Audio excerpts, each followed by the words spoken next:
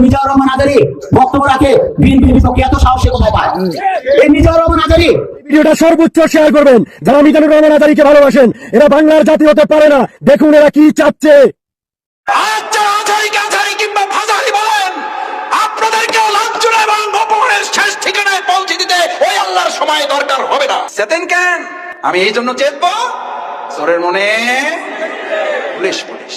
এখন যদি বিএনপির বিকল্প আরেকটা শক্তিশালী রাজনৈতিক দল করে না উঠে, ওই আবার আওয়ামী লীগের আসার কিন্তু সুযোগ থাকবে। নাটকীয় কথা বলছে যে নির্বাচনের মাধ্যমে আওয়ামী লীগকে ব্ল্যাক আউট করো। আরে পাগলা, এই 5 বছরে এই দেশের মানুষ এতটা মন ভোলা? সম্মানিত দর্শক মণ্ডলী, পূর্ব থেকে পশ্চিম, উত্তর থেকে দক্ষিণ, বাংলাদেশ থেকে ভারত, ভারত থেকে বাংলাদেশ, উভয় দেশের রাজনীতির অঙ্গনে ঘটমান বিভিন্ন প্রকার সংবাদ নিয়েই আজকের ভিডিওতে থাকছে বিস্তারিত কিছু প্রতিবেদন। তাই আজকের ভিডিওটি অত্যন্ত গুরুত্বপূর্ণ হতে যাচ্ছে। 1 সেকেন্ড না টেনে ধৈর্য সহকারে পুরো ভিডিওটি দেখার জন্য আহ্বান করছি। আর একটি ছোট্ট রিকোয়েস্ট করছি, তা হলো যদি আপনি আমাদের এই চ্যানেলে নতুন দর্শক হয়ে থাকেন, অবশ্যই আমাদের এই চ্যানেলটি সাবস্ক্রাইব করে একটি লাইক দিয়ে পাশে থাকা বেল বাটনটি অন করে দিবেন। তাই আর কথা নয়, চলুন সরাসরি আমরা ভিডিওতে চলে যাই। আজ যারা আচারি কিংবা ফাজারি বলেন, আপনাদেরকেও লাঞ্ছনা এবং অপমানের শেষ ঠিকানায় পৌঁছে দিতে ওই আল্লাহর সময় দরকার হবে না। আজহারী সাহেব কি কোন দলের নাম উল্লেখ করেছিলেন? এই যে আস্তে কথা বললেন, কোন দলের নাম বলেছেন? কোন ব্যক্তির নাম মেনশন করেছেন? উনি জাস্ট বলেছেন এক দল খেয়ে গেছে আর এক দল খাওয়ার জন্য বসে আছে, এতেই কিছু লোকের গায়ে আগুন জ্বলে গেছে। হাসিনার অবস্থান নিয়ে চিন্তায় বাংলাদেশ। অনেক চেষ্টার পরেও ফিরিয়ে আনা যাচ্ছে না তাকে। বাংলাদেশের নতুন সরকার এবং হাসিনার মধ্যে দেওয়াল হয়ে দাঁড়িয়েছে ভারত সরকার। কিছুতেই ভারতের কাছ থেকে নিয়ে আসা যাচ্ছে না শেখ হাসিনাকে। তাই শেখ হাসিনাকে নিয়ে ভারতের চালি চিন্তায় ইউনূস সরকার। চাপে পড়ে সাফাই দিচ্ছে বাংলাদেশ। দেখুন, বাংলাদেশের রাজনীতিতে একটা বড় প্রশ্ন এখন শেখ হাসিনার অবস্থান এবং তার উপর ভারতের প্রভাব নিয়ে।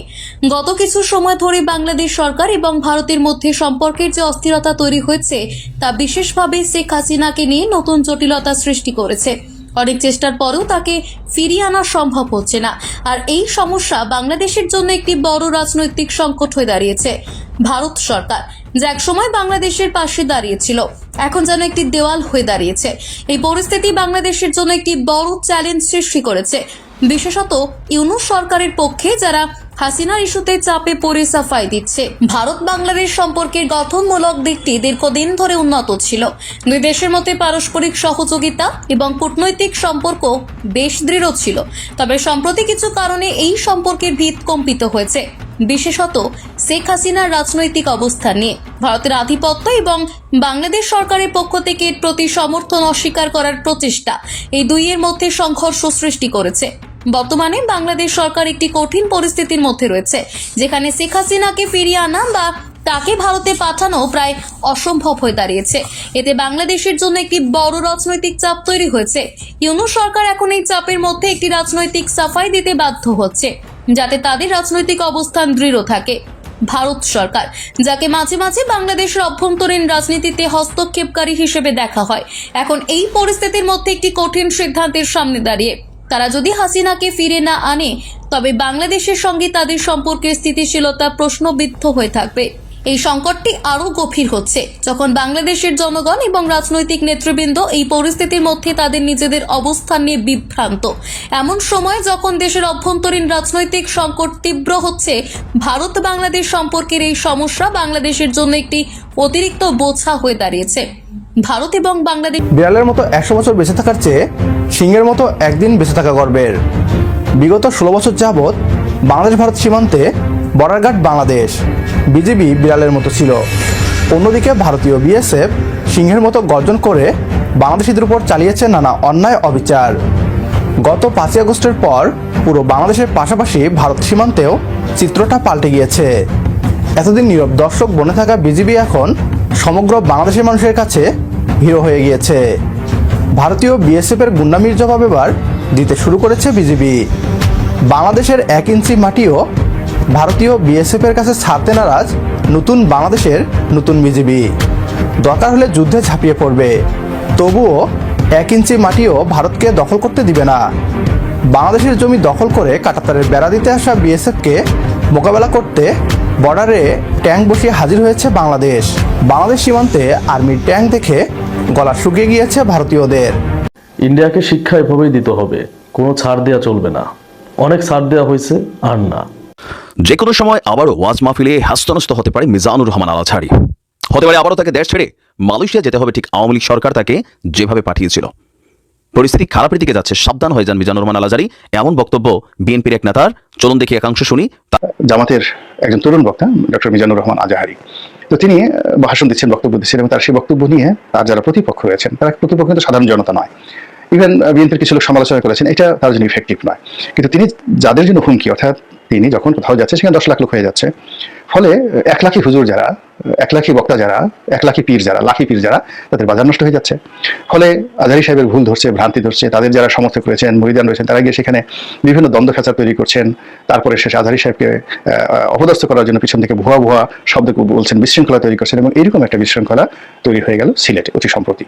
এবং এই জিনিসটি এখানে থেমে থাকবে না, এই জিনিসটি থেমে থাকবে না। এর কারণ হলো জনাব আজহারী তারও ভক্ত রয়েছে, এবং তার পিছনে জামাতের মতো একটা বিরাট শক্তিশালী সংগঠন রয়েছে।